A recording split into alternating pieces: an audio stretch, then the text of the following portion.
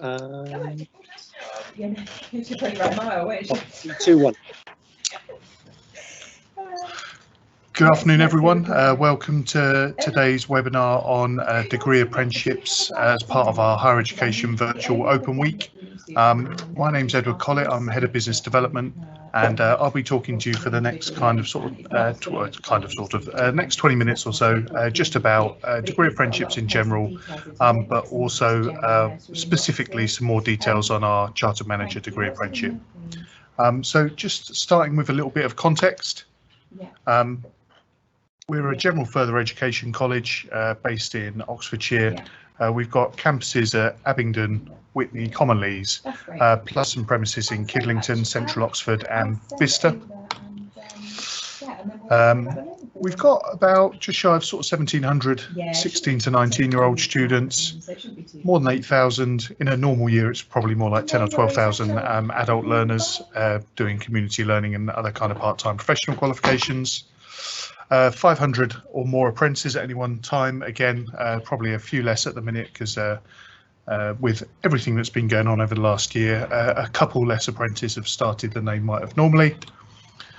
And then 250 higher education students. That's people studying some form of degree or higher level education with us. And then significant provision for students with special educational needs. And then just sort of in terms of our kind of context, our achievement rates are consistently high, and we have national and local award-winning provision. Sometimes it can be a bit. So, everything's all in place. just to give you a little bit of a heads up as to why you should sort of listen to us, or do we know what we're talking about? These are some of the things that we've won over the last couple of years. So we've had Association of Colleges Beacon Awards, which are kind of like the what am I trying to say, Oscars for the apprenticeships. Our provision's quality assured by the QAA, which is kind of like Ofsted for degree level provision. We've won Oxfordshire Apprenticeships Training Provider of the Year a couple of years in a row. Our NSS Student Satisfaction Survey is actually 93% now. That's an old infographic, but 93%, so that's gone slightly up. And we're ranked top 50 in the top 50 of all of the 432 providers of higher education in the UK. So our achievement rates are sort of 10 percentage points above the UK average. So the stuff that we do is really good quality. And we've also been awarded the TEF Silver, so the Silver Teaching Excellence Framework Standard, and our apprenticeships are rated outstanding by Ofsted. So a little bit of that is partly bragging, but also hopefully to give you some confidence that we know what we're talking about. Skip to the next slide. So what is an apprenticeship? An apprenticeship is a proper job. It's slightly different from some of the other courses that you might hear talked about if you're in any of our other webinars this week. And it's a job that comes with a accompanying skills development program. So it comes with training built into that role. So you're learning to do a job as you go. The apprenticeship allows you to gain sort of technical knowledge in your field that you've chosen to study, work experience and skills that you need for this specific job that you're learning to do at the time, and also things that will benefit you in your future career. And then this will be through a mixture of learning at work, so you'll spend most of your time at work, some training at college, and the opportunity to practice those skills in a kind of real work environment. So it's not work experience, it's not simulation, it is a proper job. And over the course of your apprenticeship, you know, you'll be learning to do that specific role. They'll talk you through all the units of work. In terms of what you need to think about, it needs to be something where you're going to develop new skills. So if you're thinking about coming out of school or college and going straight into an apprenticeship, then obviously the idea that you've probably had a job that would cover some of those experiences or skills already is reasonably unlikely. But if there's any mums or dads out there listening as well, we have people at all stages of their life and career undertake apprenticeship training, and as long as there is significant new skills for you to develop relating to the apprenticeship, there's no reason that you couldn't undertake the programme. You will need to be in a relevant job role. So That means that it can't be that you're working in, I don't know, what might be your current part-time job in a retail outlet, and you decide to do your degree apprenticeship alongside that. It has to be that you're in a training role that's relevant to the apprenticeship standard that you're undertaking. The brilliant thing about an apprenticeship is that your training counts towards your working hours. So actually you're paid for your time spent training. That is a really key part of your contract. So if you're contracted 40 hours a week, even if you're at college or studying a day, day and a half a week, you will get paid for that full working week. So it's a really good deal on top of some of the underfunding stuff. The 20% off-the-job training, you might hear this kind of off-the-job training phrase bandied about quite a lot. A minimum of 20% of your contracted hours will be spent on training. So in reality, it will be a lot more than that to begin with. You know, to begin with, it'll probably be more like 100%. But you know, we'll make sure that you get that kind of sustained level of training throughout the time that you're on your apprenticeship. And as an apprentice, you have the same rights and responsibilities as any other member of staff. So you're not treated any differently. You're not. There's no you still get paid holidays, still get a pension if your company does that. All of those things, you're essentially an employee of that organisation. And one of the key things really is there's no cost to you, and that's either cost up front, during the programme, or after. In terms of how an apprenticeship actually works, or what a good apprenticeship looks like, from our point of view, the best apprenticeships are a kind of three-way partnership between the apprentice, the training provider and the employer, and everyone has their kind of part to play in making it work really well. So as the apprentice, as I mentioned already, you need to get a job and you need to keep that job. Apprenticeships are linked to being employed, so get your job and stay employed. We need you to complete your college work or the degree, you know, the study and the assignments and the bits towards your degree. You have a role in recording any training that you're receiving and helping to plan training that you're going to receive. And you need to be able to get to work reliably and get to college. So, you know, on that day release model, you need to get to us, but also get to work the rest of the week. In terms of what we do, we will work with you and the employer to design and implement a training plan for the role that you've got. We'll look after any training at college. We'll look after the qualifications, which in these cases will be, you know, a degree programme. We also have a pastoral role to make sure that apprentices have got the support that they need around them to deal with any challenges outside of work or study that might cause them any problems. And then we'll maintain the relationship with the employer. We'll look after any English and maths if we need to. Most of the times that's actually an entry requirement for the degree apprenticeship, unless you're a little bit older. And then we'll look after the endpoint assessment as well. So we'll talk a little bit more about what the endpoint assessment is and what that looks like later on. And finally, from the employer's point of view, they need to make sure that there's a contract of employment. They need to make sure they cooperate with us in terms of releasing you to college for training. Again, they're key in designing the training plan. They know the job, they know what's required better than anyone else, so they're key in that sense. They will pay you, they will train you, and they will hopefully maintain a really good working relationship with us as a training provider. In terms of, I mentioned earlier, we're a general further education college. We offer a whole range of different apprenticeships. So there's a whole, well, very varied actually, offer everything from accountancy through to construction and horticulture. So there should be something in there for everyone. However, most of these are level 2, level 3. The only ones that we have that are high level will be our Chartered Manager programme, which is a full degree. We have engineering, which is a HNC level 4. We have a level 4 accountancy, and we have our HR consultant partner, which is a level 5. I'm going to sort of mostly mention the Chartered Manager and look a little bit at engineering today, but I'll also touch on the accountancy and the HR level 5 because they're things that you might progress on into the future, having started a lower level apprenticeship. And what I mean by that is if you've come out of, say, A-levels here, you might have done your GCSEs, got good GCSEs, done your A-levels, got good A-levels, and be expecting to go on to a degree. Now, we do have some people that do go from A-level to degree.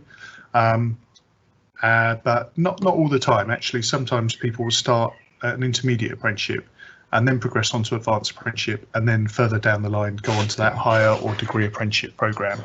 And that's because with an apprenticeship, the level of program that you're doing links to the responsibility within the role. So not all companies can facilitate a higher and degree apprenticeships for people coming straight out of school or people with little work experience, because it requires a lot of input, it requires a lot of supervision and training and planning.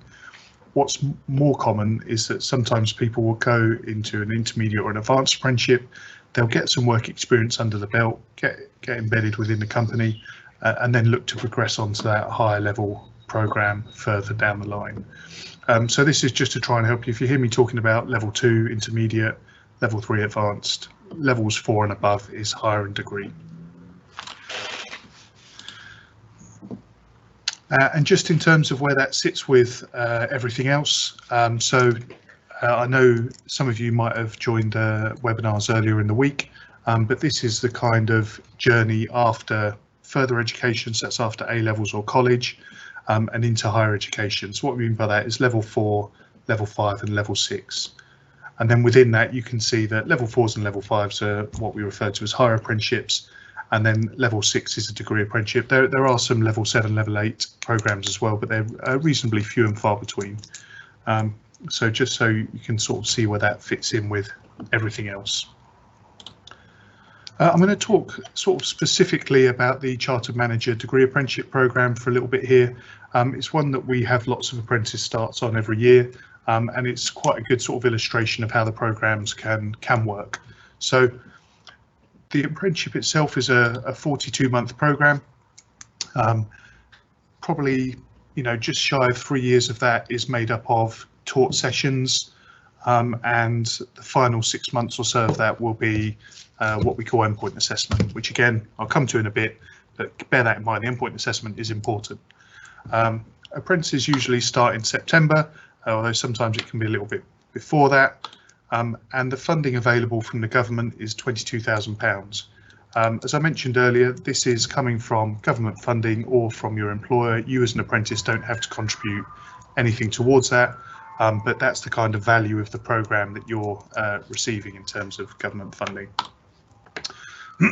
And the programme itself probably entails 3 years of what we would refer to as day release. So that's 1 day a week during term time, which is probably about 24 days a year at college, 2 12-week terms, in line with kind of standard academic practice. There's the business and management practice degree built in, which is delivered by, validated by Oxford Brookes University, but delivered by us at Abingdon College, Abingdon Witney College. And what that means is you'll actually get a proper graduation and a university degree certificate from Oxford Brookes University. That they essentially franchise a programme to us, so we deliver on their behalf to their standards, but it is an Oxford Brookes University degree you'll be undertaking. What that also means that although you'll be based in Abingdon, in our very lovely snazzy advanced skills centre, which you can see a picture of there, you will be able to access any of the facilities, library, all of that kind of stuff that Oxford Brookes have available. Excuse me. And then in terms of entry criteria, it's important that if you're looking at a degree apprenticeship that you check this, because there will be degree criteria that people need to be able to meet in order to access the programs. These are, traditionally for us, these have been a little bit lower than kind of a normal degree entry program. Part of that is because we offer much higher levels of support to our people undertaking our degree programs, and part of that is you also get much more of a chance to practice the skills and develop the knowledge that you need for the program as part of the apprenticeship. So we know that we can get people, they can travel further in terms of their attainment from perhaps a lower starting point than you might expect normally, to still go on and achieve a really good qualification with the degree. People who are over the age of 25 with kind of relevant experience and bits and pieces like that can actually access it without those qualifications. Sorry, excuse me. Got it. Can actually access those the degree without those qualifications, and based on their experience and interview and the ability to achieve the programme, could still have access to the programme. Certainly.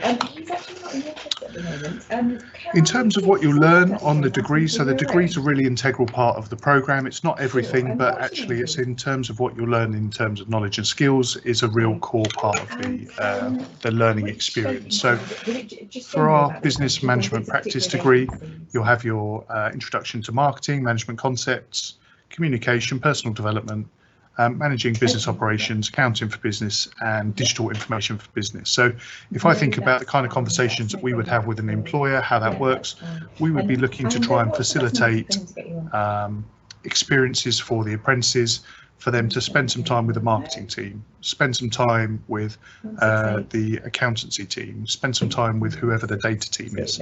So it's not just the fact that you're learning the theory of that in your lessons when you're here with us at college, it's the fact that you get the chance to put that into practice and see how that applies in the real world.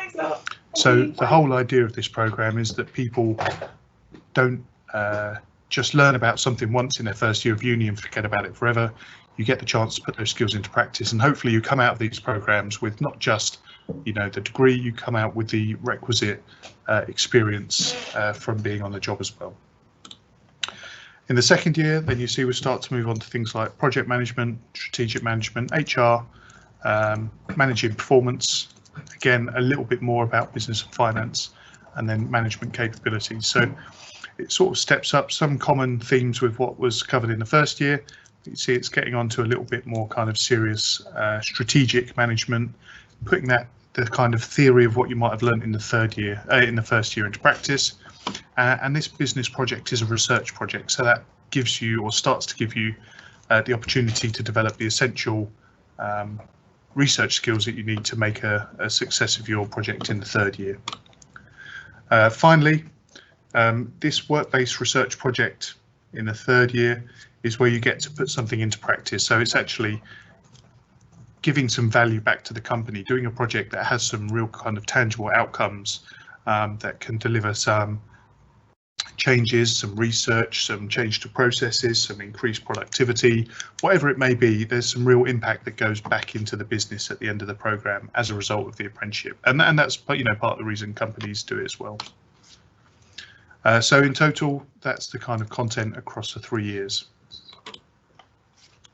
In terms of how you'd be assessed, it's very common with what you might expect to see in another normal degree. So there will be essays or assignments, reports, research reports, presentations. Over the course of the programme, you'll develop a portfolio which is evidencing what you've done, and that's a really key feeder into that endpoint assessment that I talked about earlier. There will also be some exams, so sorry if you don't like exams. They're not as many as you might have got in your GCSEs or A-levels, but there are still some time-constrained assessments in there. And you'll be assessed as an individual and, you know, in group. Group work is really important. It's probably the, you know, one of the harder bits of the programme in terms of getting everyone to do their bit. And you'll probably know that from school and stuff as well. But it's really important that you start to develop those team working skills.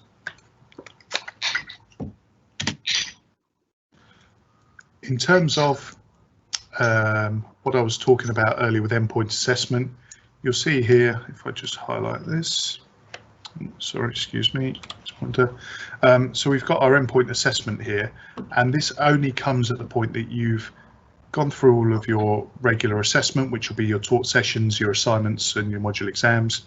You've developed your portfolio demonstrating, you know, how you've progressed, what you've done over the course of the apprenticeship programme. You've got feedback from peers, you know, managers and people that work with you in the team. So you've got that 360-degree feedback. And then that's all part of what enables you to successfully complete the management degree. So at this point, having done the degree part of the degree apprenticeship, you've still got another really important step to go, which is endpoint assessment, which I'll talk about more on the next slide. But at the end of that, it enables you to get not only your management degree, but also an industry designed apprenticeship programme. And that's what enables you to say that actually it's not just that you've got the degree, it's not just that you've got the piece of paper, which is, you know, brilliant achievement in itself, but also you can do the job. So right at the end, you've achieved your degree, you've worked on your project, and then your endpoint assessment It's carried out by a completely independent assessor. So our endpoint assessment organisation for this programme is Chartered Manager Degree Apprenticeship. And this involves that review of your portfolio of evidence, completing your work-based project and presenting and having an interview based on that. So it's quite academically rigorous, it's quite a robust process, it proves that you can do the job. In terms of the kind of job roles and companies, I mentioned earlier some of the other higher level apprenticeships you might see out there. You would probably need to go through some other programs first. So for the engineering programs, you would probably start out on a level 2 or a level 3 engineering apprenticeship, and only once you had sort of 3 or 4 years worth of experience would you be ready to go onto that higher level engineering manufacturing technician program. You know, if you were looking at HR, you might work as an administrator in an HR team. You might undertake a level 3 HR support apprenticeship, and again you might have 3, 4, 5 years or more experience before you go on to undertake that level 5 HR higher apprenticeship. And the same for accountancy. You know, there's no way you can come straight out of A levels and go into that level 4 AAT professional taxation accountancy program. You need to put in those kind of 2 or 3 years before that to be ready to take on that level of responsibility. So I think what I'd say to you is just don't necessarily expect that you would always go straight from school or straight from what you do now into a higher or a degree apprenticeship. You might have to do a little bit of legwork and get some experience first. So I touched earlier on the kind of journey. So over that 3 or 4 years that you'll be undertaking the apprenticeship, you'll be working towards these kind of job roles. So it might be a general manager, senior manager, head of a department or a team, or managing a certain part of the operation. And again, that's not what they're going to expect you to do from day one. So even if the job description says this is, you know, a management post, that's where you're going to be at the end of that kind of 3 or 4 years. That's where we're working towards. You don't panic that you're going to be expected to kind of just be parachuted in and start managing stuff on day one. In terms of the kind of companies we work with, they tend to be larger companies that can support the having people kind of out of work for a little bit more study. We do have some apprenticeships for smaller people as well, but most of them tend to be with larger companies. So Nielsen, a research company, big sponsors of the 2012 London Olympics, have cohorts with us each year. We have some with BMW Mini, Blenheim Palace, DAF, NHS Foundation Trust. And again, some of these, so Oxford University hospitals have utilised it more for existing staff, so people that are working already and want to kind of take their career to the next step. It's not too often that you'll see Radley College, University of Oxford and Abingdon Witney College all kind of lined up against each other there, but we all have one thing in common, that we've all made use of degree apprenticeship programs for either new recruits or for existing staff. So if you think that sounds good, how do you apply? So as I say, if you're interested in specifically our management apprenticeship, you can email your details to be added to our apprenticeship mailing list. You can follow this link to regularly keep checking back in on our current apprenticeship vacancies. As I said, it is a job. You can express interest with us, but we will need to go through a recruitment process. I would always say apply for more than one, or have more options, and have a backup plan. We can't promise anyone an apprenticeship. It's not the same as a course where you can apply and as long as you meet the entry criteria, there'll be a place for you. All of our vacancies go through a competitive recruitment process. So it is possible that even if you're great and you've got the entry criteria and you're really passionate, we do still have some people that occasionally end up disappointed. So what are you going to do instead? Are you going to go to full-time uni, or come to college, or go and work for a bit and try again? We'll always have a backup plan. And feel free, or I would encourage you to approach companies yourself. If we've got vacancies such as the Nielsen one that I'll show you in a minute, we might get 100, 150 applications for that role.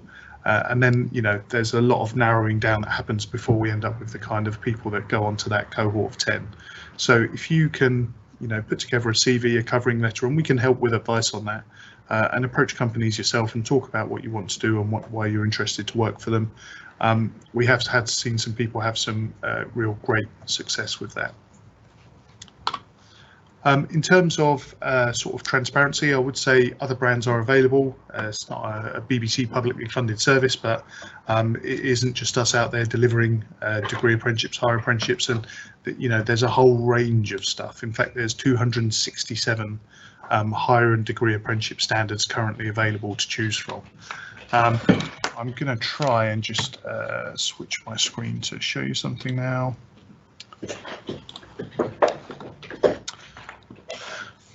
So this is the Institute for Apprenticeships and Technical Education's website, and they list on here all of the current 267 apprenticeship standards approved for delivery from level 4 to level 7. So you'll see there's a whole raft of different kind of jobs. Some of these you guys won't have ever heard of, some of them we've never heard of, but they're all programs out there. And what you can do is, if you are really interested in being a countryside ranger, you can click on that. You can have a little look at the role, what kind of things are involved. You can see the levels, so you can see this is a level 4, so it's a higher apprenticeship, but it's only equivalent to the first year of university. It tells you the funding that people will get, how long you would expect to go to Gateway, so that's that kind of practical training period, which employers have been involved in designing the standards. All of the apprenticeship standards now are developed by groups of employers, so that shows you kind of what kind of companies do it. It can also give you some ideas of what companies to approach if you are interested in looking for them. It talks a bit about the summary and then the kind of jobs that you would expect to be doing, any entry criteria, and then here these duties, so your occupational duties and how they link to the knowledge, which is your K criteria, the skills, which is your S criteria, and the Bs, which are your behaviours. So all apprenticeships now have those KSBs, knowledge, skills and behaviours, and this is what you'll be looking to develop over the course of the apprenticeship. So that's worth having a little look around there. And then in terms of looking for actual vacancies, so this tells you the kind of things available. This can even tell you who find apprenticeship training providers that deliver this standards. This can tell you the kind of training providers that you need to approach. But then if you want to find the actual jobs that are out there, then you need to go to this website here, Find Apprenticeship. We as a provider have to offer every employer the opportunity to advertise on these sites. So not all apprenticeships will be here, but we offer everyone the opportunity to advertise here. So it's a great place to start. And you can see here I've just searched for degree apprenticeships within 40 miles of Oxford, and there's 19 opportunities locally. So I'll open that one. But again, some quite interesting and varied ones there. And you can sort of increase the number of results you get a page. And again, this tells you kind of where they are, how to get there. You can see a little bit more information, so you can see how much they pay. So yeah, our whole range of different things here. And then if we look at in fact, I might have had that open already. If we look at the adverts themselves, then it has here right at the top your annual wage, your working week, expected duration, a little bit of detail about the program here, what kind of person they're looking for, so skills, personal qualities, qualifications, future prospects, so what they plan to happen with after the program, a little bit about the company. Again, it's kind of really useful interactive map just to see where they are compared to where you live. And then what training is available from the provider. Now, this actually takes you through to an external site to apply, but some of them you'll need to have excuse me. Some of them you'll need to have an account on the Find an Apprenticeship site in order to be able to apply through there. Once you've set up an account, it's a lot easier to keep applying. Yeah, it's something to bear in mind that you might need to do that. So if I just, go back to my presentation.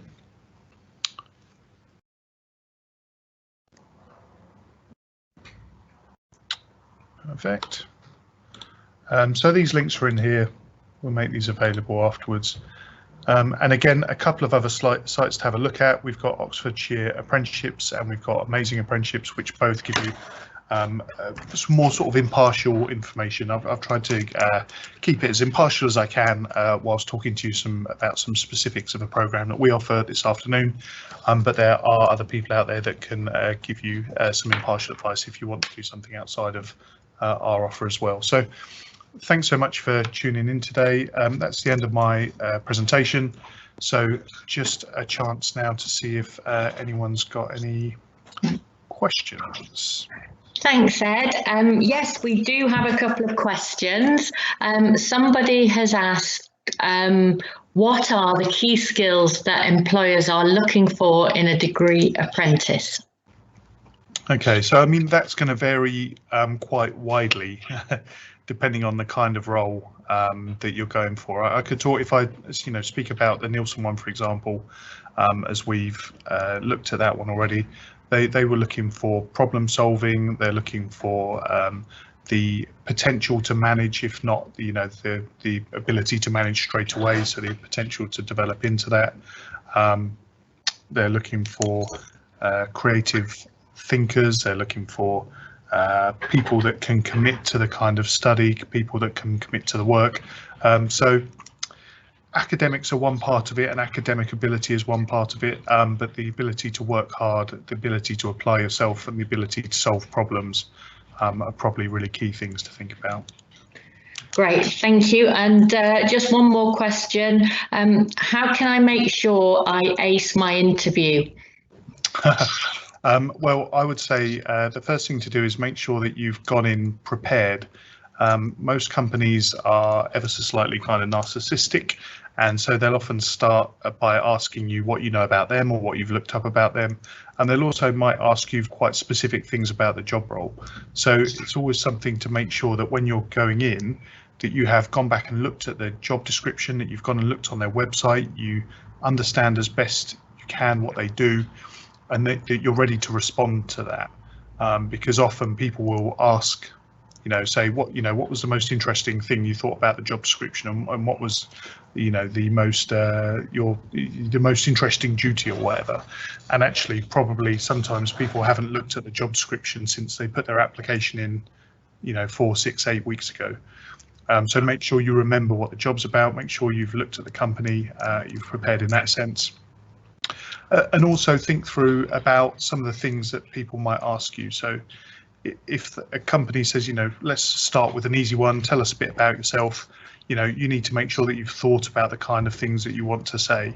You don't want to find yourself in a situation where you haven't quite thought as much as you might like about what you're going to say, and then all of a sudden they're saying, tell us a bit about yourself, and you're like, oh, I don't know really, what kind of thing you're interested in. You need to be ready to kind of present yourself and put yourself out there, and really in those situations you're selling yourself and trying to tell a company why they might want to employ you. That's probably the biggest difference from what people are used to in education.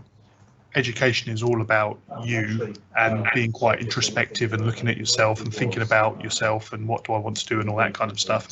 And actually, once you get out into applying for jobs, you're going away from that and you're having to tell someone about you. And it can be quite uncomfortable and feel like you're bragging or trying to kind of talk yourself up or being a bit big-headed and stuff, but you have to be able to put yourself out there. And why would someone want to give you a job, and what are you good at, what are your maybe small areas for developments. Interviews aren't the place to disclose fatal flaws and dark secrets and stuff. Okay, great. Thank you very much, Ed. That was really useful, and that's it for today. So thanks for tuning in, everyone. Bye. Thanks, guys. Have a good evening. Bye.